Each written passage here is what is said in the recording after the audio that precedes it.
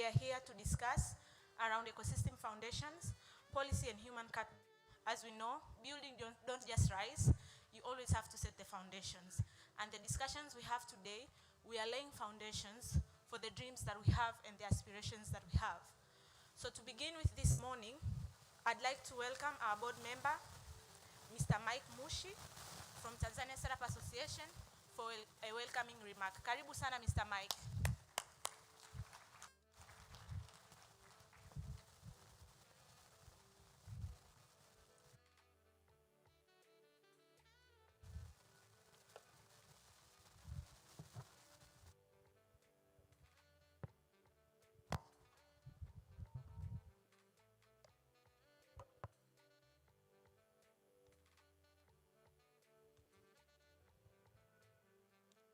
Distinguished guests, delegates, esteemed partners, investors, and startup founders, and the broad stakeholders of the Tanzania startup ecosystem, good morning.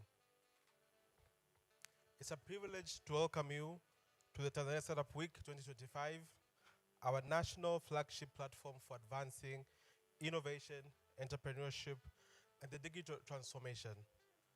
I would like to begin by expressing our sincere appreciation of seeing you, all of us, here today. Thank you for waiting, and we are sorry for the delay on starting up this event for this day. But thank you for gracing us with your presence this day. We appreciate how you take this platform as a very important platform to inspire all of us so we can collectively position Tanzania as a leading hub for high growth startups and technology-driven economic development. So first, allow me to acknowledge the support of our partners across government, the private sector, academia, and the development institution. Your collaboration continues to strengthen the foundation upon the Tanzania startup ecosystem is being built. We're equally inspired by the resilience and the ambition of the founders who stand at the center of this transformation. As a board member for the Tanzania Startup Association, my mandate is to provide strategic oversight and ensure that TSA advances policies, partnership, and structure that enable startups to grow and compete globally.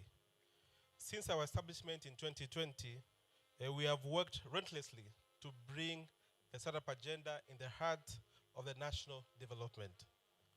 What began as a fragmented discourse has evolved in a coherent, widely recognized priority, one now that shapes the policy, conversation, and the economical planning across sectors.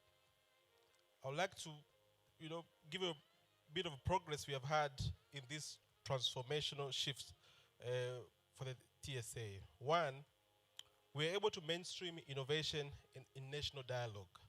So through sustainable advocacy, TSA has successfully positioned startups as a critical engine for economical diversification, productivity, and youth empowerment. Two, institutional partnerships for ecosystem strengthening. We have established strategic collaboration with government ministries, regulatory institutions, development partners, and corporate entities.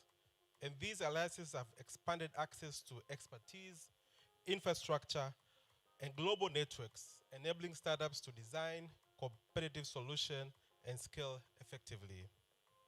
Three, collectively ecosystem mobilization. The government of Tanzania leadership in developing the startup policy, the National Venture Capital Fund, and the National Digital Technology Institute, and the National Financing Mechanism demonstrate a shared commitment to build a world-class innovation environment. This alignment across ministries and institutions reflects a maturing ecosystem ready to accelerate its next phase of growth. This achievement underscores a fundamental truth echoed by a global innovation ecosystem. Entrepreneurship thrives where systems collaborate, and innovation flourishes where institutional intentionally nurtures it. The theme for today, ecosystem foundations, policy and human capital, addresses the pillars that determines where a country can build and sustain a high growth, innovation-led economy. Policy sets the strategic direction, creates predictability, and establishes the regulatory conditions required for founders to operate, compete, and scale. Human capital powers the ecosystem by providing the skills, creativity, and leadership that converts bold ideas into globally relevant solutions. Tanzania is witnessing remarkable ingenuity across sectors such as agriculture, health, finance, logistics, education, and creative industries. Startups are deploying AI, digital payments, data analytics, and frontier technology to solve complex challenges. The scalability of these innovations, however, is directly linked to the strength of our foundational ecosystem. In today's discussions, we will shape how we institutionalize this foundation so that Tanzania can fully realize its Vision 2050 aspiration and position itself as a competitive player in the global digital economy. Tanzania's demographic dynamism and strategic regional positioning and growing digital infrastructure present a unique opportunity. With intentional leadership and coordinated ecosystem development, Tanzania can become one of the Africa's most competitive innovation destinations. To succeed, however, we must continue to address structural barriers such as access to finance, regulatory bottlenecks, and infrastructure disparities that limit entrepreneurship growth. And at this stage of our development, three forms of collaboration are paramount. One, government leadership to craft forward-looking policies, invest in national capabilities, and enable regulatory agility. Two, private sector engagement to unlock capital, accelerate innovation adoption, and anchor market-driven growth. And three, international and regional partnership to embed global standards, catalyze technology transfer, and expand visibility of Tanzania innovation on the world stage. Looking ahead, our vision is clear and ambitious.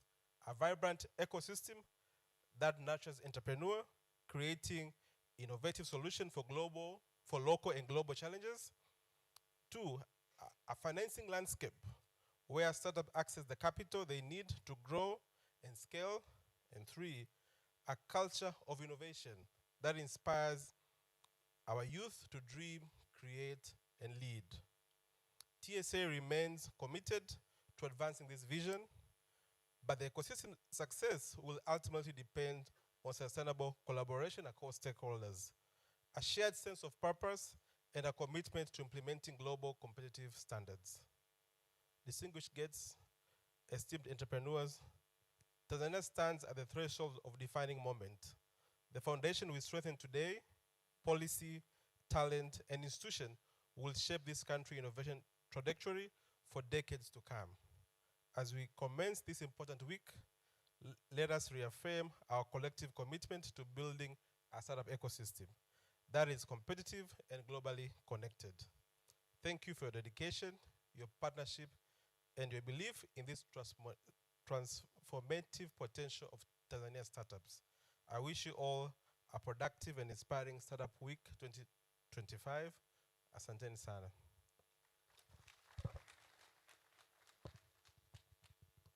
Thank you very much. Makofi tena tafadhali. I really like what you have said, that we are setting a foundation for the next few years, and I would like to believe that sisi ndio pioneers. Kwa mimi kama ningekuwa ni wewe ningejipiga kifua mara mbili, alafu ningejipigia makofi. Kinyonge sana, kinyonge sana. Makofi kwa kwenu kwa kufika. All right. So I would like to encourage you to have a good time today. Don't be down, be excited. We are here with creatives to learn and to grow together. The next speaker, this one, she's not just the co-chairperson of the Tanzania Startup Association. Ngoja kwanza, teknolojia inataka kuniungua hapa.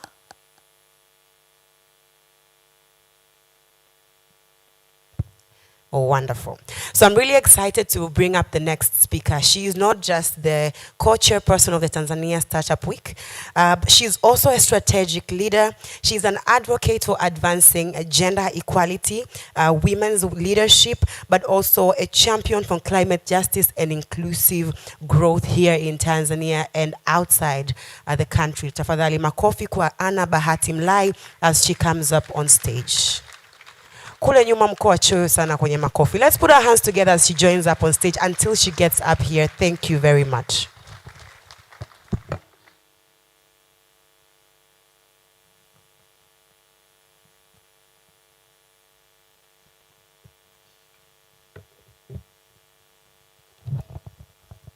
Thank you. Good morning. That's not good enough. A good morning to you all. It's actually my pleasure to see this day coming.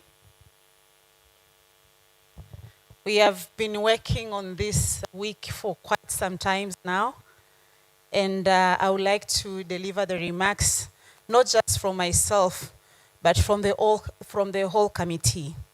Distinguished guests, esteemed partners, investors, startup founders, entrepreneurs, and all stakeholders of the Tanzania startup ecosystem. It is my pleasure to address you immediately following the remarks from the board that were delivered by Mr. Mike Mushi. And as he emphasized, Tanzania's startup ecosystem is advancing through a shared vision, coordinated action, and strengthened institutional commitment. His reflections on policy, clarity, human capital, investment readiness, and national alignment provides the foundation for our gathering today. Building on that momentum, my role is just to situate this week within the broader ecosystem architecture and highlight how Tanzania Startup Week serves as the platform that unifies all these efforts. Distinguished guests, Tanzania Startup Week is the country's largest and most comprehensive platform for aligning policy, capital, markets, and institutions to accelerate innovation-led economic transformation.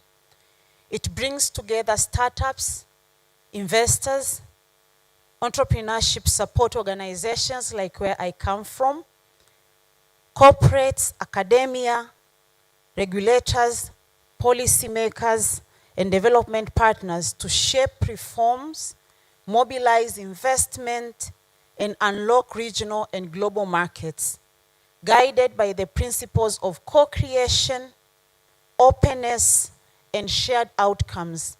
This platform provides a space where all ecosystems actors are welcome and they jointly shape reforms, mobilize resources, and seize market opportunities. As Mr. Mushi highlighted, the Tanzania startup ecosystem thrives when these actors move in unison. Tanzania Startup Week is the mechanism through which that alignment occurs. And for those who were here last year, they will bear witness to this. And specifically, the week aims to strengthen national coordination around startup ecosystem priorities, to support policy and regulatory reforms through evidence-based dialogues, to mobilize investment for high potential startups, and promote national visibility of Tanzanian innovation. And through these functions, the week directly supports Tanzania's transition towards a diversified, innovation-driven, and $1 trillion economy as envisioned in Vision 2050.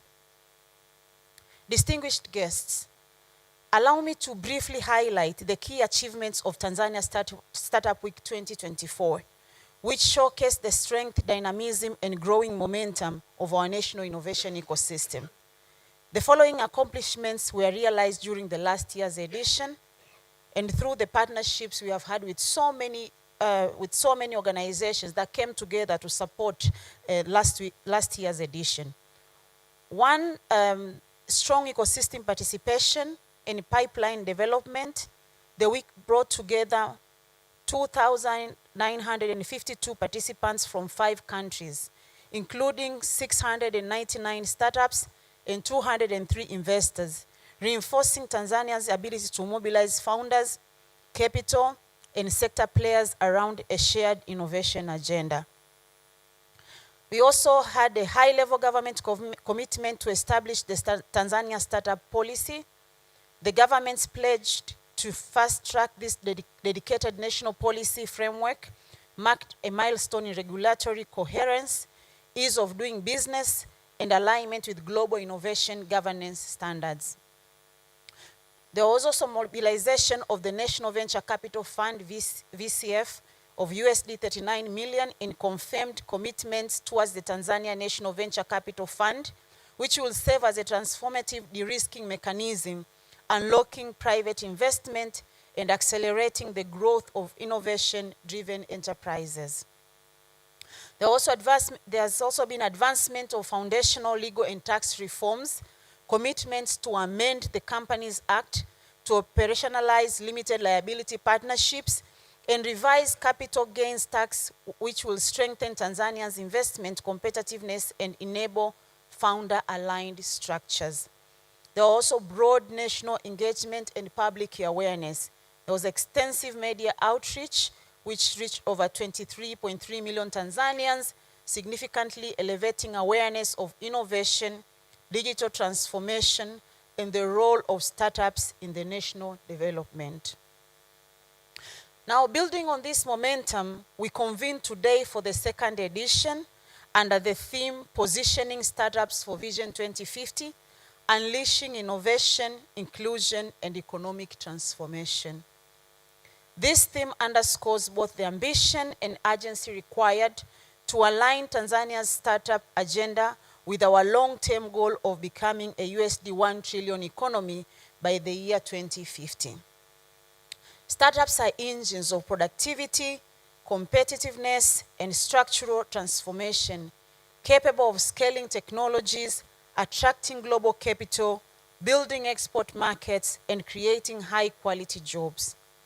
Tanzania's journey demands the same intentionality. Distinguished guests, the 2025 program has been deliberately designed around 3 strategic pillars that reflects the core conditions required to build a globally competitive startup ecosystem and advance Tanzania's long-term economic aspirations. Day 1, which is today, will concentrate on ecosystem foundations, policy, and human capital. And from the conversations today, we'll be emphasizing the importance of regulatory predictability, institutional coordination, and a skilled workforce.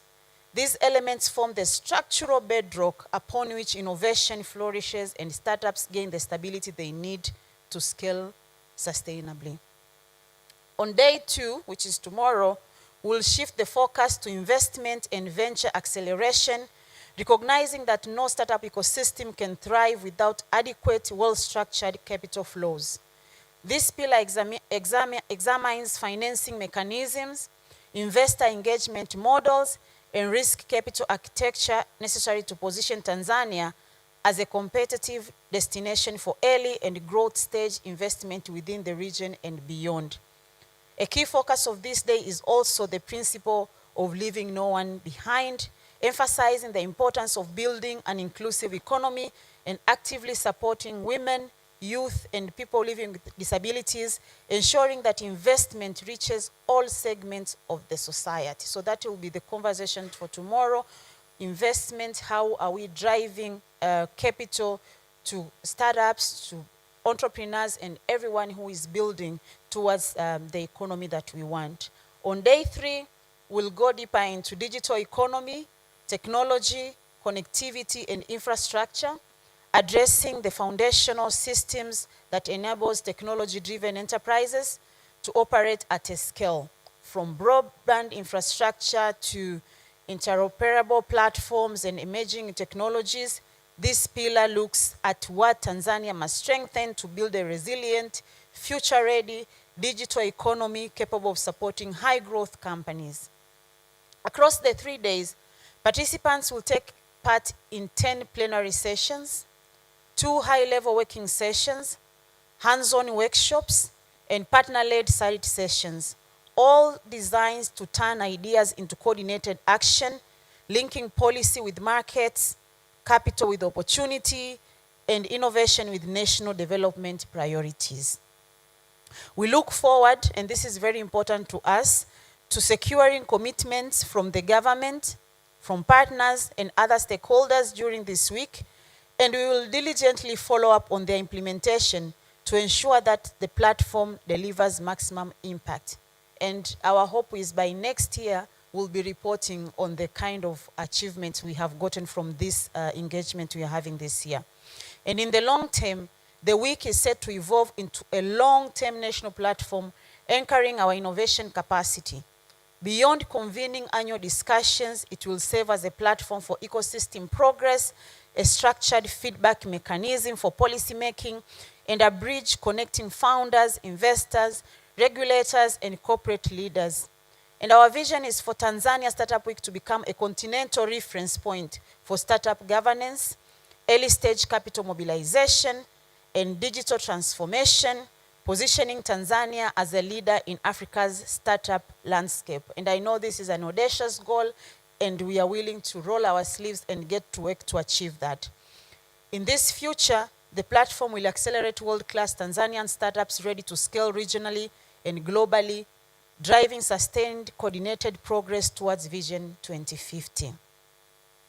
Now, I would like to acknowledge my co-chairperson, Mr. Edwin Bruno, the Chief Executive Officer of Smart Africa Group, whose partnership and leadership have been invaluable in steering the strategic directions of this week.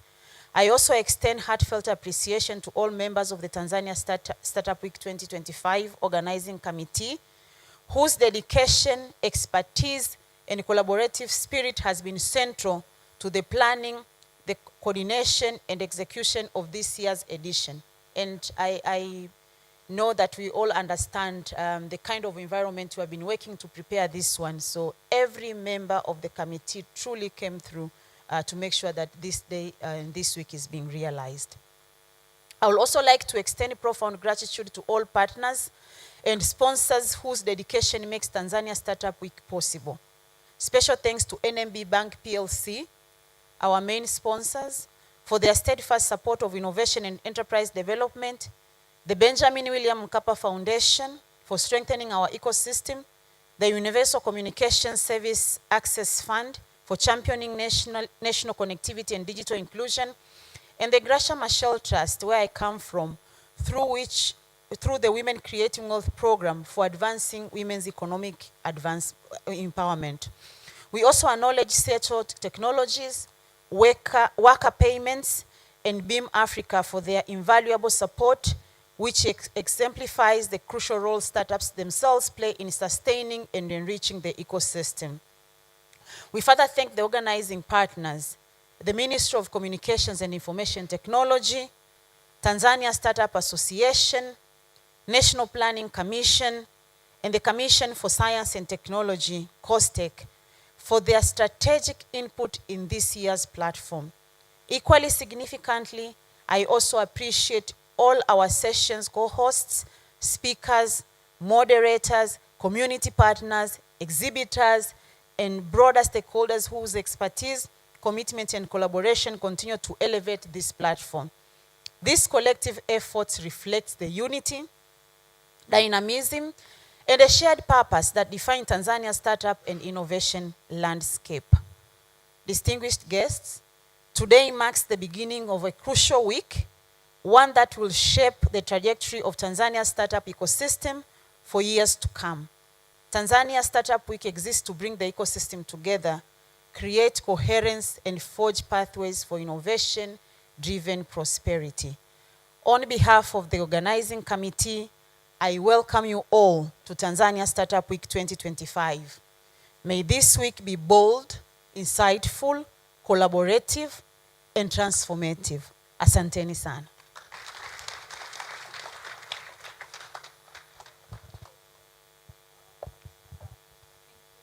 Thank you so much.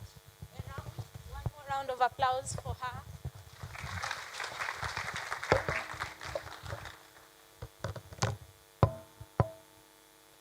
Okay. Just to proceed, a quick question. How many of us here have done an elevator pitch before? How many of us here have done an elevator pitch before? Only 2, 3, 4, 5, 6? Okay. So I just need to call the people who have always been at the side of us as an investor to come and pitch for us for 2 minutes. Just think around, if you are here to pitch, what would you pitch? And then the crowd will let us know if they like your idea or not based on the claps they give. So I'm just going to randomly pick you randomly. So we have 1 minute. 1, 2, 3. Okay. Madam here. You are welcome.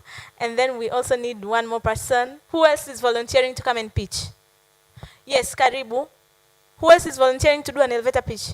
You are? You want to? Settler? You have your slot. No worries. Startups have their slots to pitch already. We want people who have been judging startups in pitching to actually pitch today. Who is volunteering?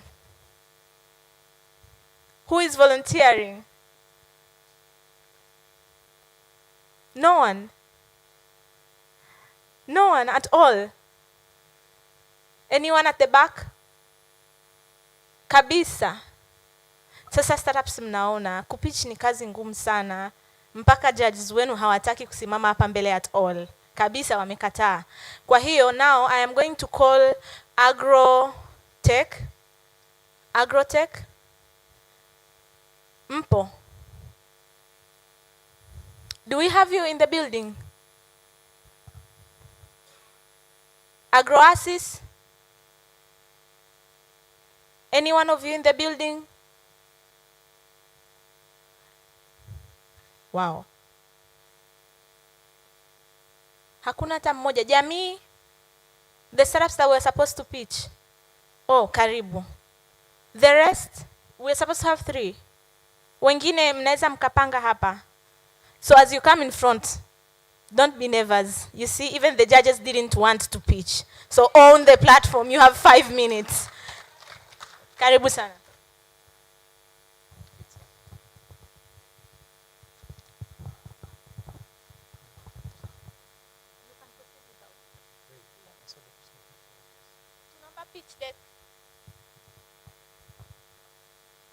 Okay. Hello, everyone. Yes, let's wait for the pitch deck, then I can continue pitching my idea. AgroGen AI.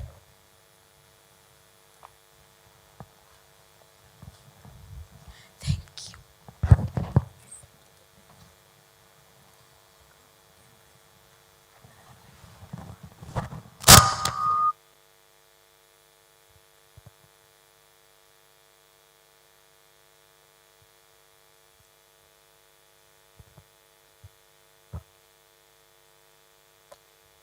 Okay.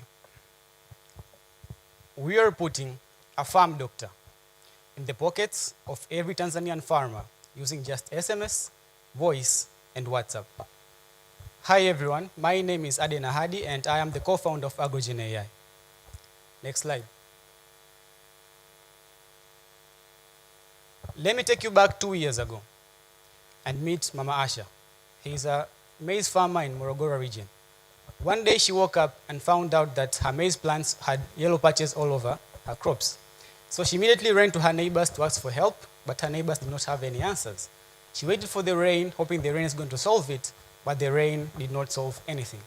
And by the time the agrovets came to her farm, it was already too late.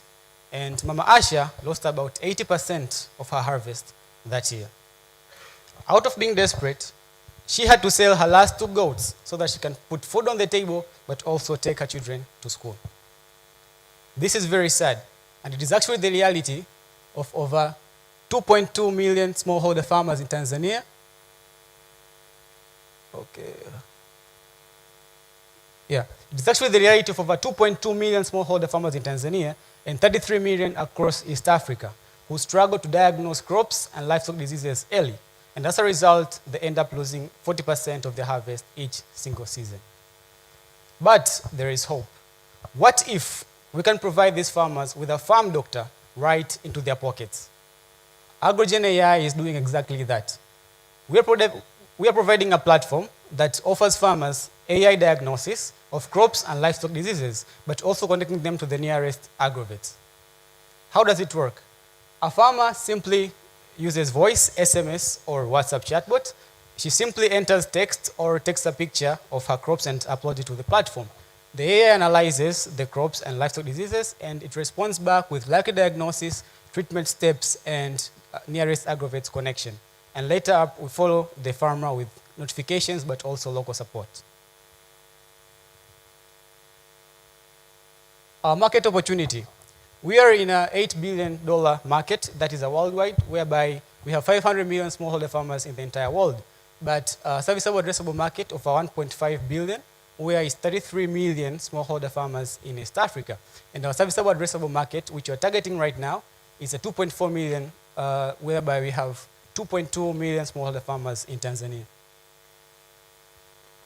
So this is our target audience, the 2.2 million smallholder farmers in Tanzania, whereby about 90% of them already own these smartphones and features phone, making SMS, voice, and WhatsApp the best target, the best channel to reach these farmers. Our competitors already in the market. We have iCow doing a similar thing. We also have Ujuzi Kilimo, who are also doing a similar thing. But we have a competitive advantage. We're using voice, SMS, and WhatsApp, which is a channel that almost every farmer in Tanzania and East Africa can access. But also, we are not only giving them diagnosis, we are also offering them a connection to the nearest agrovets that's going to help them to properly solve their problems. But again, we are using Kiswahili first as an AI language in our platform, a language that is spoken all over Tanzania and all over East Africa, making this the best platform to be used by the farmers. Our business model. So right now we are having an $8 subscription plan for the farmers equal to 20,000 Tanzanian shilling, where they can pay through mobile money, M-Pesa, Tigo Pesa, and Airtel Money. So just by paying this, they're going to access the platforms and all these diagnoses. But we're also charging the agrovets to be listed in our platform. So an agrovet can pay to be listed and be connected with the farmers, making them get money and us getting the income. Our attraction so far. So starting with only 15 farmers in Morogoro, word spread fast. And we are now servicing about 617 farmers across Morogoro and other wards in Morogoro. And they're actually calling us Daktari wa Shamba. Also, we are named in the top 10 African AI innovations in 2024-2025 by ITU, ATU, and Huawei Technologies. And this is the team, Kevin Pius-Paul, myself, but we have also partnered with Sokoine University of Agriculture, who help us with the data to train our AI model so that they can have accurate diagnosis of these crops and livestock diseases.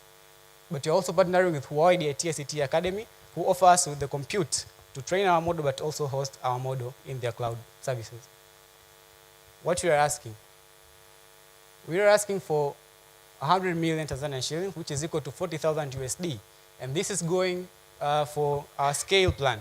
We are about to scale to 3 more regions in Tanzania, not only Morogoro, but also incorporating more technology such as USSD, which is an offline way of connecting to the farmers.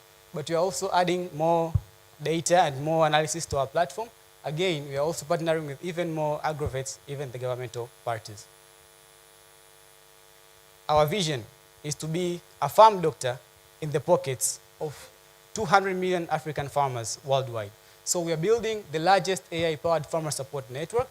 We are reducing harvest losses by 40% all over Africa, but also we are unlocking a $1 billion market opportunity in agri-tech. Again, we are putting a farm doctor in the pocket of all smallholder farmers using nothing but voice, SMS, and WhatsApp.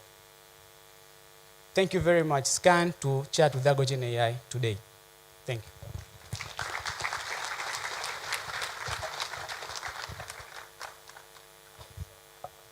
Thank you. Asante. Asante kwa makofi. Yatulize. I hope you are taking notes because we are going to fundraise for them today. hapa any amount you can. So please, as you listen to their speeches, take notes. Take notes. Karibu sana. We will have you later, usikae mbali. Jamii Vision, karibu. Makofi jamani. It takes a lot of energy to be here. How do you use this? Yeah. Okay. So forward back. Karibu. Yes, greetings everyone. I'm here to introduce to you Jamii Vision. My name is Mikila Rashid. I'm a founder and CEO of PigPass Technologies. We developed this Jamii Vision. So Jamii Vision is Tanzania premier streaming destination. And to understand why we even developed this platform, here you meet Tanzania content creators. We find out that all of these content creators, you have Joe McKean there, you have, let's say, Jabir Saleh there, and then you have Novatus Mugurusi. All of these are content creators. They have millions of views of their content in a global platform, and they have millions of followers also in global platform. So what's the dilemma? They spend a lot of time to create this content, and they depend on a platform which was not designed for them. They struggle to be seen due to complex algorithm, and also they don't get paid according to our Tanzanian way of paying our people. Also, when it comes to, apart from content creator, now it's come to users, average Tanzanians. We find out these platforms are very expensive. To access Netflix per month is more than 10 USD. And also, we found out that you need to have a credit card to pay that. But most of Tanzanians were using mobile money payment system. So there is a disconnection over there. So what is our solution? So our solution is Jamii Vision. Jamii Vision is not just as another application. This is a complete an ecosystem. We have in-house content production where we support creators to create content. Then we allow content creators to invite their users to our platform. But the accessibility of this platform is very cheap, 2.5 USD per month, and you can pay by using mobile money. So what is our competitive advantage? So here we are going to focus only on local content. That's our competitive advantage compared to this global platform like YouTube or Netflix. Then our payment system, as I said, is mobile money. We don't use a credit card. Then we prioritize for low data viewing and offline viewing. But again, our product is really cheap compared to those global platforms. So out of 18 million internet users, we narrow our vision to 10 million smartphone users in key cities. And for year one, we're expecting to cover at least 2% of those 10 million people. So you can see our goal is simple and they are very achievable. So we expect to break even in year one. This is our projection, financial projection. And also we expect to reach 20% profit margin by year 2 and 40% profit margin by year 3.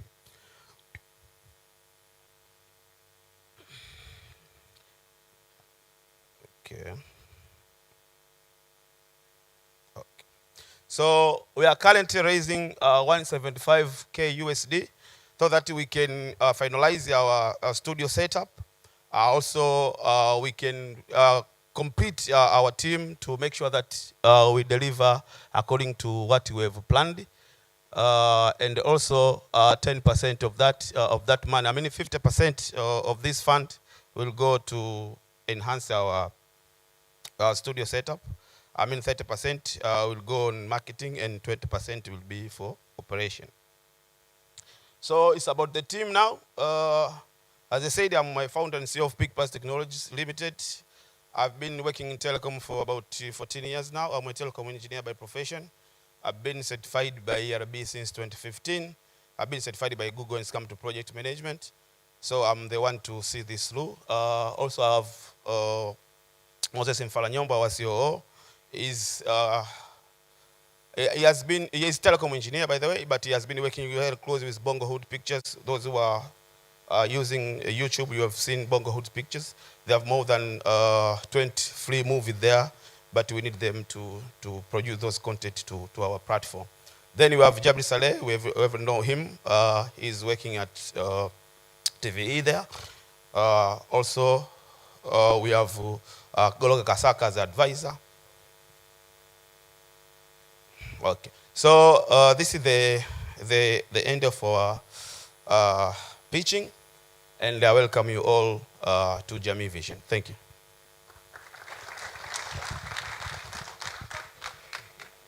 Makofi kwao tafadhali. Makofi kwao tafadhali. We have the next startup, Agroasis, which is the last one. I hope you are taking notes, because we are not asking questions, but we will try and fundraise something. While you are taking notes, also please check your wallet. Please check your wallet. Karibu sana.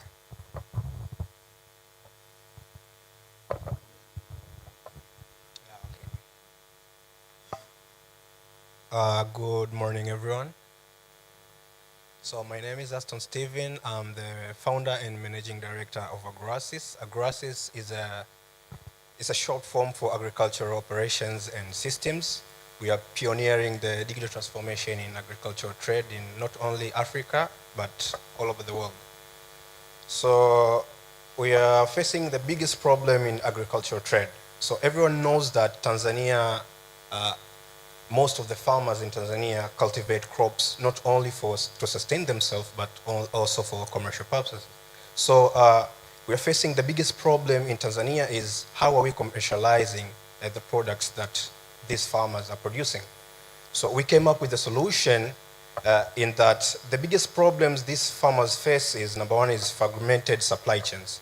When I say fragmented supply chains, I mean that they don't get the direct market access to the buyers, competitive prices, and also things that might incentivize them on producing these various crops.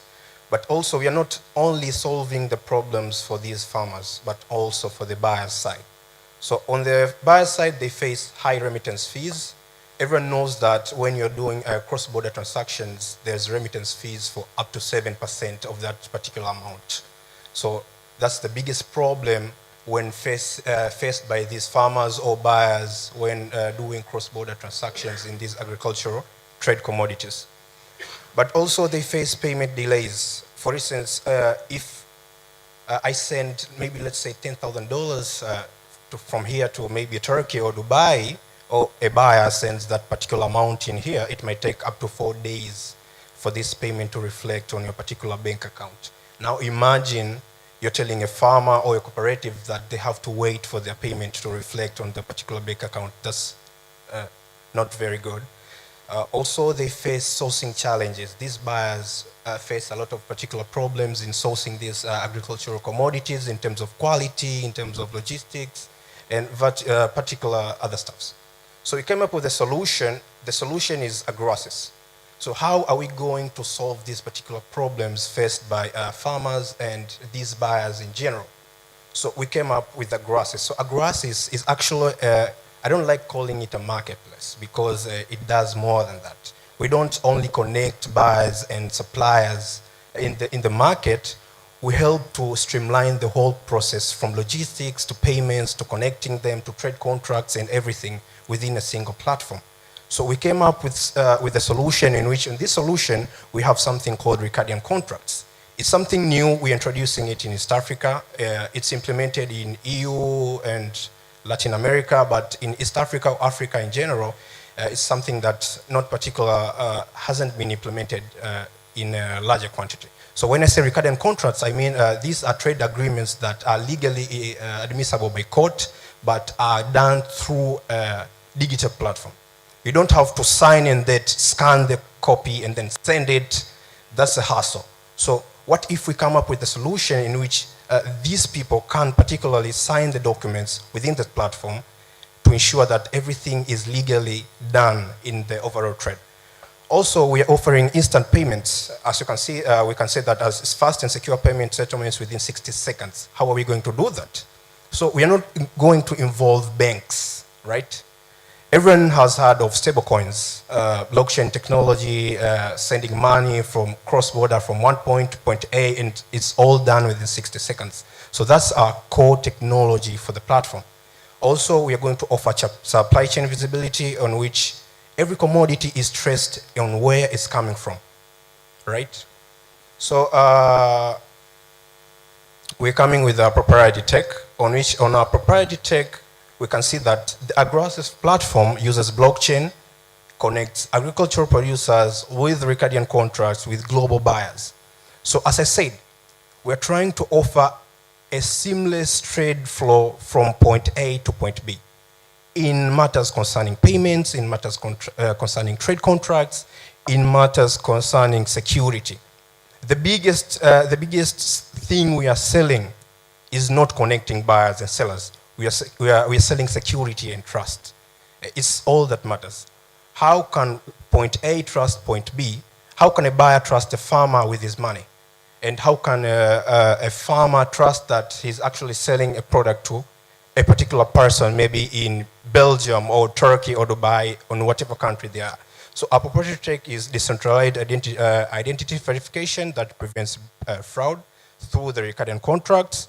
We're also going to offer secure payments through escrow, I'll show that, and also AI-powered data insights and matchmaking. So we're going to use AI for matchmaking these particular suppliers and farmers. So what's the market for this? So the market is actually very large. This is not assumptions. This is actually the market size. So the total addressable market on all over Africa for agricultural commodity trade is $100 billion. That's how big it is. And in Tanzania alone, it's $10 billion. That's the sum. And the SOM, service or obtainable market, is 3.5 billion. Now, this is the amount of money that circulates in the agricultural trade system in Tanzania alone. We are not going to Kenya, not Rwanda, or any other East African country. That's only in Tanzania. So we want to tap that particular amount. Not all of it, just 20% of that particular amount. You can calculate how big it is. And that particular amount is being passed through banks, and banks take 75% of that particular amount. So I can go far since time. So what are the key milestones so far? So far we have the platform prototype that has been launched already. We have partnered with Polkadot for the blockchain on-chain systems. We have partnered with Bridge XYZ for our KYC and KYB verifications. Also, we have partnered with Gain and Nutritional Connect. So what are we doing right now is we are raising for a pre-seed round to ensure that the platform completion is done. What's our business model? So as I said, we are going to tap only 20% of that particular amount. So how does the company make money? Since this platform is going to be free, no subscription fees. So we plan to take 3% of that particular amount. Instead of using, give me just 1 minute, I'm finishing up. Instead of using banks that charges 7%, we are going to use only 3% of that, cutting that particular amount by half. So this is the amount we are raising right now for infrastructure deployment, platform testing and optimization, and for our go-to-market execution. So this is our team, which is me. I'm the founder and the managing director. We have our blockchain engineer who is also on our team. And we have our CTO, who is the person who ensures that the platform is on sound. Also, we have our advisory board. We have Peter Fagerstrom, who is helping us with capacity building and strategic partnerships. We have Mr. Obe Nkea, who is the ex-director of policy and planning in the Ministry of Agriculture. Also, he was the pioneers of TMX, if anyone have heard of them. And we have Mr. Thierry Hendricks, who is also the salesperson in IBM, also helping us in strategic decisions. And we have our board member or advisor from Gain. If we can show like, so as I said that, I'm going to show you like just 30 seconds on how it looks like on the Ricardian contract and how the payment flow will look like. Only 30 seconds, please.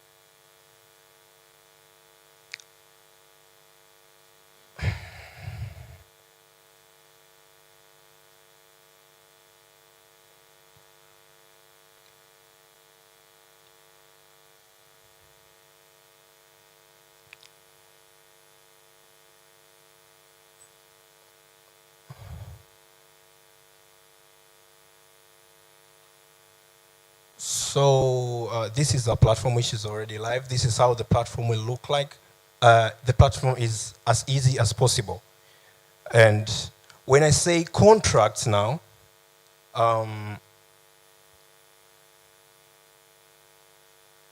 when I say contracts, right, you can click on any order. Any order, you can click any of them. You can click in any. Yeah. And go to the contract. When I say Ricardian contract, you can go to the contract part. Yeah. And go to the Ricardian contract. Ricardian. So this is how the contract will look like. With it, the platform will automatically generate the contract for you. And both parties, if you go down fast enough, you can go down to the bottom, yeah. Both parties must sign the contracts within the platform. So there's no need of you scanning and sending and returning back and sending. Everything will be done within the single platform. If you can go to the payments part, we'll have an escrow balance, a wallet balance that you'll actually just withdraw or deposit, and it will actually go to your bank account. Everything will be done. You can go down to the, you can go down, please. Pay now. Click any pay now. Pay now. Yeah. And you can pay from the platform, as you can see. So everything will be done within a single platform. From the payments, from the contracts, you can exit. And click on the tracking, please. Just tracking. Yeah. You can, so the buyer will be able also to select any logistic partners and designate or delegate their orders for them, and the partner, a logistic partner, will be able to help them with the logistics. So as you can see, the buyer doesn't even have to come to Tanzania for their order to be completed. Everything can be done within a single platform, from logistics, from the payments, from the trade product. Thank you very much. Thank you so much. A round of applause. Usiende mbali. Thank you very much. Asanteni sana. I would like to take this opportunity kuwarudisha tena on stage all the three startups, AgroGen AI, AgroAssist, pamoja na Jamii Vision. Let's be a little bit fast. Karibuni tena hapa on stage. Jamii Vision, perfect. So we're going to do, I would like you guys to be the judges of this presentation. Simameni tu hapa mbele wapate kuwaona vizuri. Namna hiyo, asanteni sana. We have all listened to the presentations. Nitapokea majibu ya ndio na hapana. We have all listened to the presentations. Oh, by the way, let me ask, which language do you guys prefer? Kiswahili, Kiingereza au tuchanganye? Tuchanganye. All right, sawa, nitachanganya. Wote tumesikiliza presentation? Ndio. Amazing. Do we all have opinions? Do you have one that, kama ungekuwa investor, you would have picked one?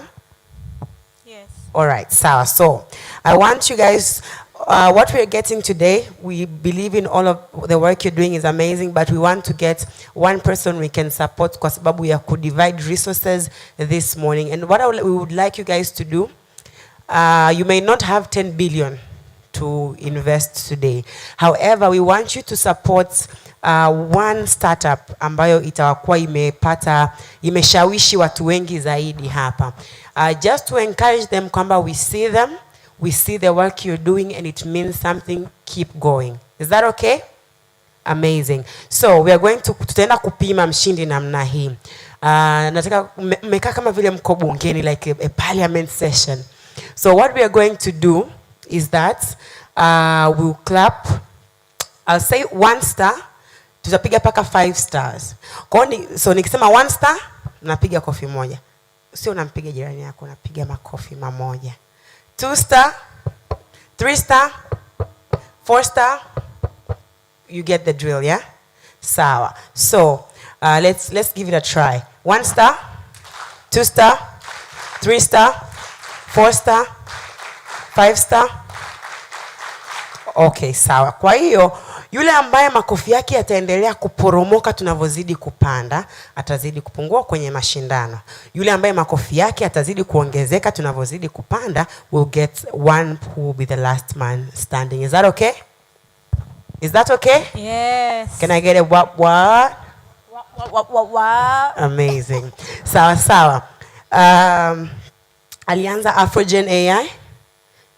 Tupungie tena apate kukuona. All right.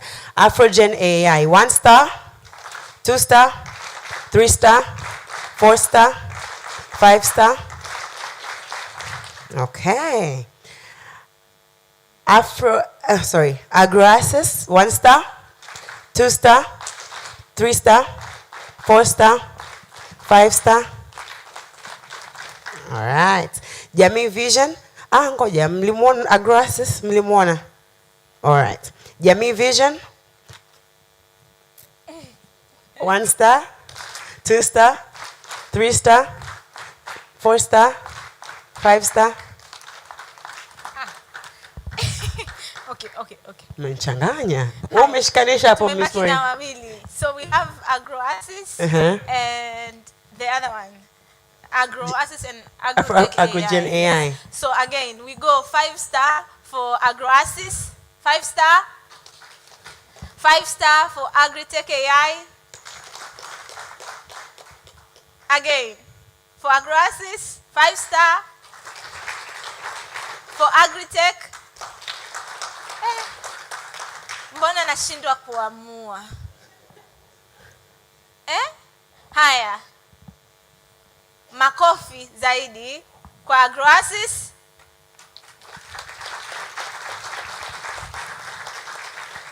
We need to decide one. Agritech AI.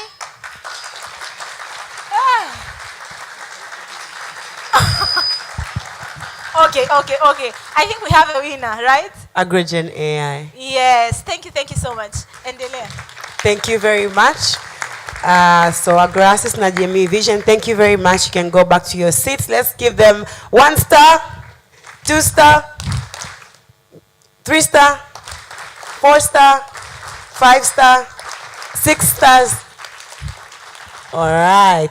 So now, So now I'd like to invite absolutely anyone who would like to tell this guy, we see you, keep going. Una kitu. Utafika? Mbali. Namna hiyo. Karibuni. Whatever you have today. Ndiyo. Nilikuwa mjategemea hili. Jamani, we all know processes of startup funding, they start from jamii, you know? You have to be friends, people around you and all. So they are raising anyone with anything for them. Hata nauli ya kuwarudisha tu nyumbani. Ndiyo. It's still funding. Would like to invite Judges, you, Miss Maureen. mlikataa kupitch. Now you can actually pitch somehow from your pockets. Karibuni jamani, karibuni. Amazing. Naona ameanza kusogea namna hiyo. Wonderful. Wonderful. Wonderful. Thank you. Amazing. Ina maana uchumi wetu ndio umeyumba kiki. Guys, we have a very good economy. We have a very good economy. Yaani ninafurahi naona baba wenye suti wameshaanza kuangalia huku hivi. I'm very happy. And we are accelerating startups for Dira 2050. Na wadada wanaangalia pochi. Amazing. Yes. Piga picha, naomba hizi zipatikane. Yes. This guy will always remember you people. Yes. He was told Namna hiyo. Anahitaji ulinzi. Asante sana kaka. Amazing. Wonderful. Please, if you also are an investor, you are in this session, you could meet any of the startups that pitched outside for more conversations, to support them, to have a discussion with them. Wonderful. And to see how you can help them deploy their services and expand. You can also give them a business card for a meeting ambayo is promising. Thank you. Something that can take them somewhere. If you have a business card and you feel like, let's have a conversation. I have somewhere I think you would fit. That is a long-term investment, and we really appreciate that. And if you have a business that you think you can partner with them, Yes. you could also meet them anywhere today and have a discussion and conversation with them. Amazing. Makofi, watu wana Wonderful. the pockets. Wonderful. Wonderful. People are leaving with meetings here.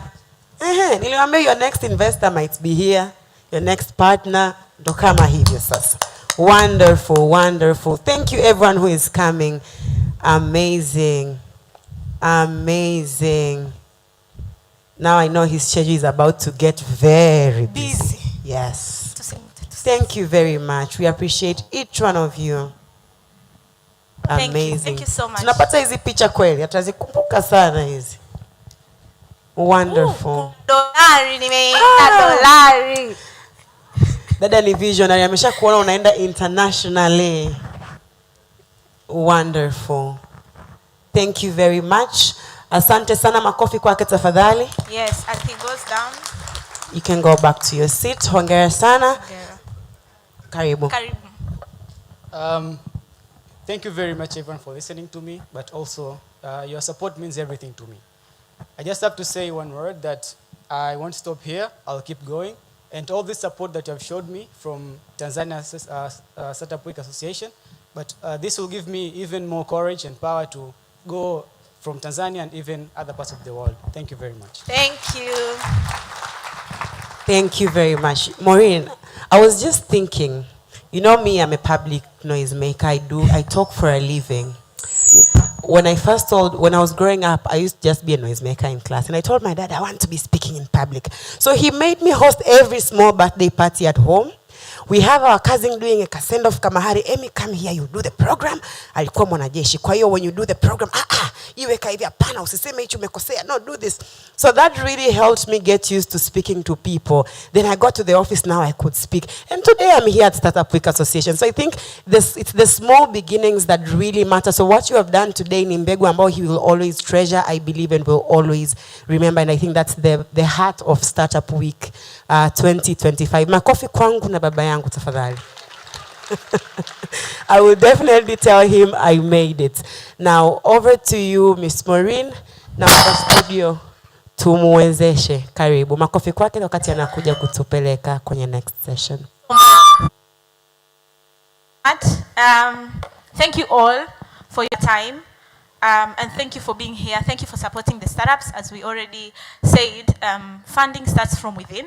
So now we are going to the next session. This is going to be a plenary session with a discussion around startup as a catalyst for Vision 2050.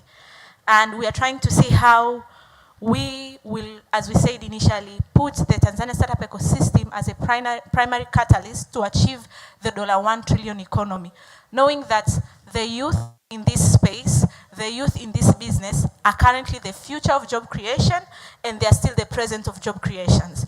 So I would like to welcome our keynote address from Dr. Blandina Kilama, who is a Deputy Executive Secretary of NPC. A round of applause for her. Karibu sana.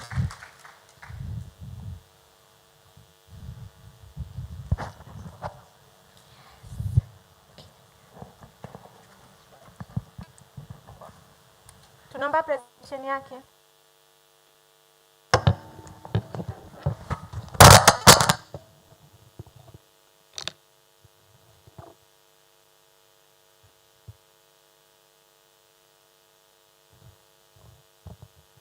Good morning. Good morning. All right.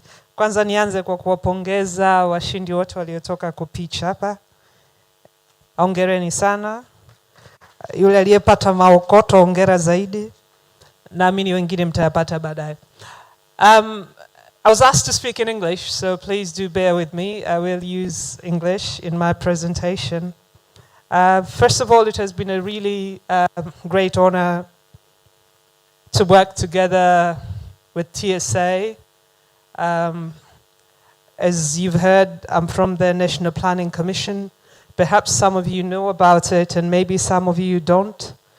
Ideally, we are in charge of planning in the country. That's what a lot of people know about us on the left-hand side. But over and above that, we also do two things. We follow up on the plans that we have, and importantly, we do also engage the private sector, in particular when it comes to trade and innovation. And with that, I am the Deputy Executive Secretary in charge of trade and innovation, the bits in the middle, and I wouldn't say much about Planning Commission after this. When we were asked to co-host this event, the Tanzania Startups Week, of course, we've been having a lot of conversation with Zahor and Pray God and Maureen and everybody at the team. The first thing that came to us, we said, when you're thinking about the private sector, you know, we think in a gigantic way. But what the Startups Week does to you is like, no, no, no, no, no. When you're thinking of innovation, you have to think about it differently. So when I was given the keynote address to give today, I said, first I'll give you this slide so that you have a rough idea what we do at NPC, because most of you, perhaps you mainly know about the planning bits. But as I said, we also do the innovation and trade, but also we do the performance management. For the keynote address, this is what I'm going to take you through as I was requested by organizers. So I am going to look into our vision and I'll try and link it up to how would that fit into the ecosystem that we have in trying to empower startups in Tanzania.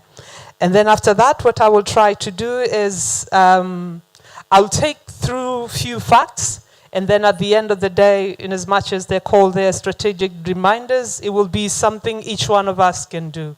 At the beginning, early in the morning, when we had both David but also Anna Bahati speak to us, they all touched on a few things that I will highlight also, just trying to remind us of what we have to do.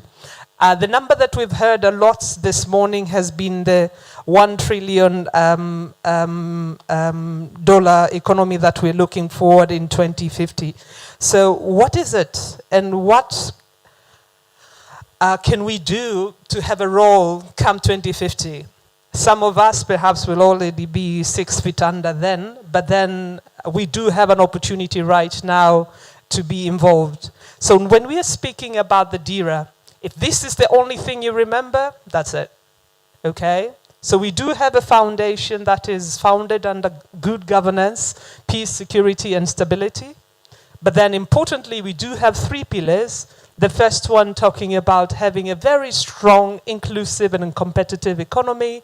And then the second pillar focusing on human capabilities and social development. Both Anna Bahati and David touched on that. And the third pillar concentrate on environmental integrity and climate change. And it was important, some of the pitch that we had this morning touched to those. But that in order for all this to operate, what DIRA, the aspirations of the DIRA 2050 say, we do have some transformative sectors that we need to really, really give, to prioritize.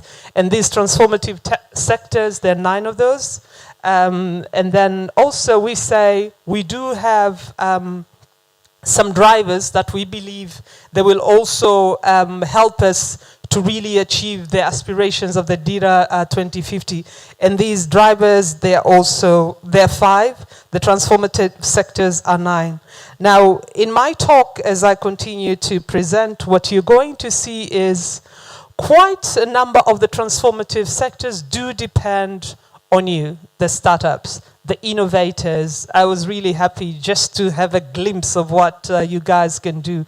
But then some of the drivers that are going to make all that possible will also mean there is a lot of work for us working together, and we've heard this since morning as to how we can go about that.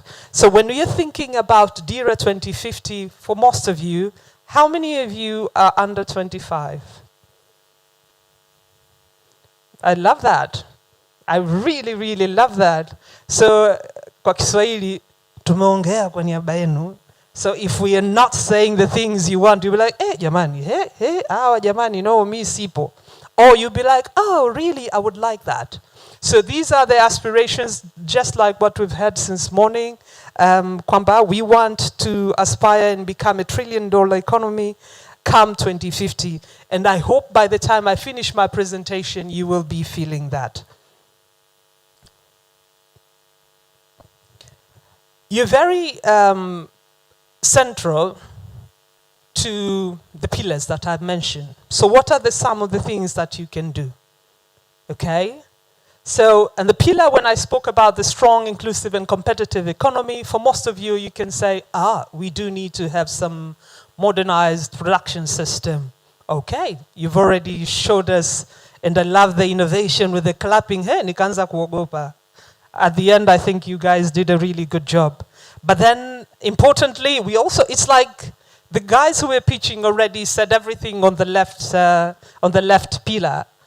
Okay, we want to digitalize the value chains. So it's not just working at a certain level on the node of a value chain, but all the nodes needs to be given attention. Importantly, also, we want to introduce high value, globally competitive products and services using the innovations that we have, other things that we can do. We want to respond very quickly when we have some gaps and cover those. But then importantly, we also want to diversify away from a low value activities towards more sophisticated and technological enabled economy, which is most of you in the room. The second bit on human capability, and Bahati also touched a lot on this when she was making our opening remarks. We want to expand access to essential services through digital platforms. We also want to have an inclusive digital solutions. When I was listening to the pitching that were done here in the morning, sorry, I'll be going back and forth with the pitching that I saw, I was like, hey, I want to see the women right there. I was struggling to see them, you know. It just came to my head. So when we're thinking about the human capabilities, we want to include everybody, including both the men and the women, the young and the old, the ables and the disabled. Everybody, we want to include them. The ones who are in urban areas, the ones who are in the rural areas, the ones who are closer, having closer access to electricity, the ones who are really in remote areas and don't have access to electricity, no technology. So I really like the guy who got a lot of claps and at the end of the day thanked us, because he showed, when you're saying SMS, you're like, yeah, you're reaching all those who are far there. But importantly, we want also to create new employment pathways when we are developing the capabilities and social development. The third pillar, as I showed you before, it's on the environmental integrity and climate change resilience.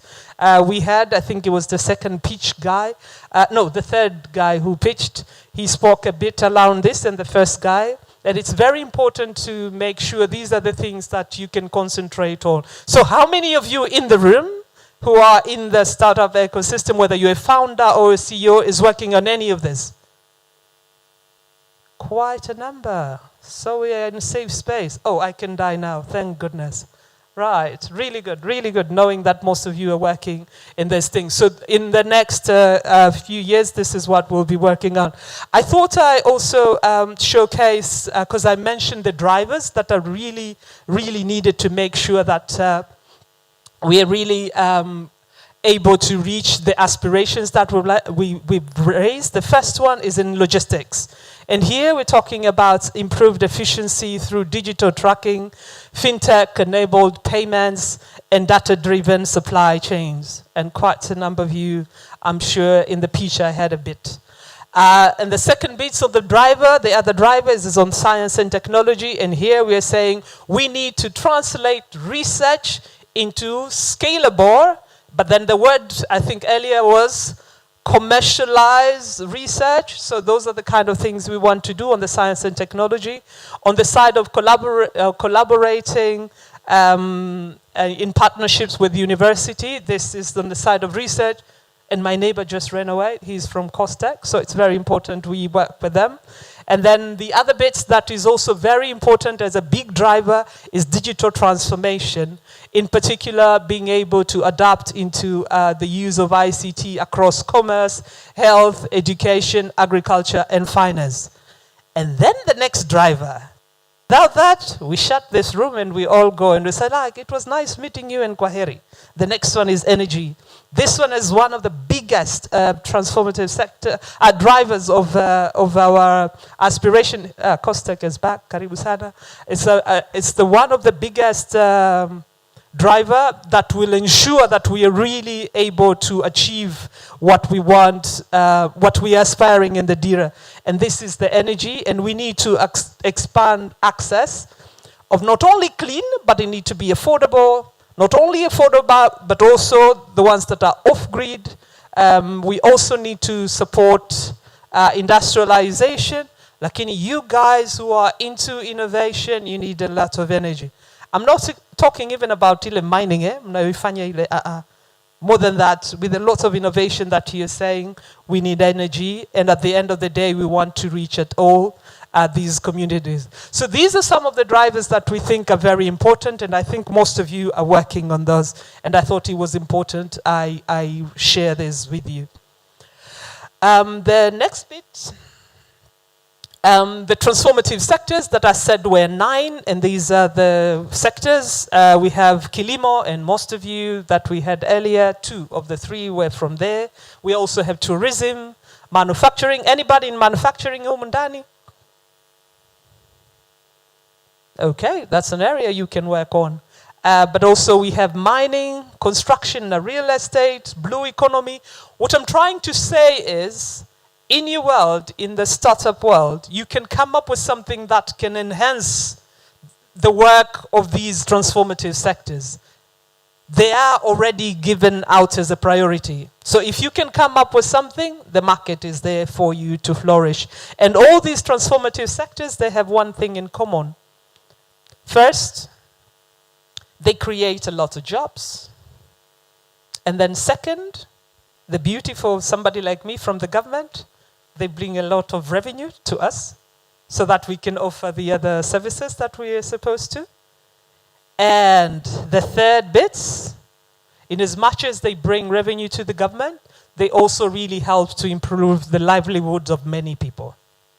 Okay, so these are the transformative sectors and some of the things that you can do with them. You can drive value addition amongst them, but you can help to improve market efficiency. Of the people that who spoke this morning, I think 2 of them showed us how we can try and improve the market that we have. But then importantly, you can also connect Tanzanian producers with regional global markets, and at the end of the day, be able to help traditional sector evolve. As I said, we want to move from lower value products to a little bit higher value products. Next bit, so perhaps before I go into that, what we see is of all these drivers and the transformative sectors that I've shared, a lot of times we know that through innovation, we're going to be able to solve the national challenges that we have in the country. And with this, then, we are also able to, when we're solving problems, you're also able to expand collaborations with others. And importantly, when we do that, it's not like we are only having the economy just for the selected few, but we are having more actors involved in this an inclusive and self-reliant nation with a $1 trillion economy. But then again, Tanzania cannot therefore transform without innovation. But innovation, in our context, what it means, it's not an abstract, but rather it is very, very practical. And it is there to be, as we've seen today, it is there to provide the shifts in productivity across the entire value chains that I've just shared with you. Now, when it comes to our population, it is projected by come 2050, we're going to be 118 million. Hebu mwambie jirani yako, tutakuwa milioni 118. Yule tulimpigia makofi kaomba milioni 100. Afisi tunasema Tanzania, watu, ile ni hela. Watu, tutakuwa milioni 118. Please picture that. Can you all try and picture that? Tuko milioni 118 come 50. And what does that mean? What does it really mean? Perhaps, exactly. Kasema a problem, mwingine akasema an opportunity. Or,